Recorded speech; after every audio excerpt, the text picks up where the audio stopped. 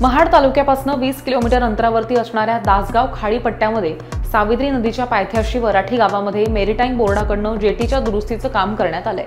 जेटीला पुन्हा एकदा मोठ्या चिरा गेल्यात आणि ही जेटी पुन्हा सावित्री नदीमध्ये वाहून जाणार असंही दिसतंय। अनेक वेळा जेटीच्या दुरुस्तीच्या कामाला लाखोंचा खर्च केला जातोय, पण निकृष्ट दर्जाचं काम ठेकेदारांकडून केलं जातंय। त्यामुळे ही जेटी दुसऱ्यांदाही शेवटची घटका मोजत असल्याचं समोर आलंय। अनेक मासेमारी करणारे मच्छीमार ह्या जेटीवरनं दररोज होडीच्या सहाय्यानं मासेमारीसाठी ह्या जेटीवरनं ये-जा करत असतात।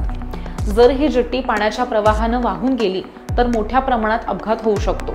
तरी सुद्धा ठेकेदार ह्याकडे जाणून बुजून दुर्लक्ष करतायत। दुरुस्तीच्या नावाखाली ठेकेदारानं लाखोंचा गंडा लावून फसवणूक केली आहे असं ग्रामस्थांचं म्हणणं आहे। ठेकेदारानं पुन्हा दुरुस्तीच्या नावाखाली जेटीच्या कामाला पानाला चुना लावण्याचं काम केलंय। अशा ठेकेदारावरती कारवाई व्हावी अशी मागणी आता सध्या जोर धरतेय।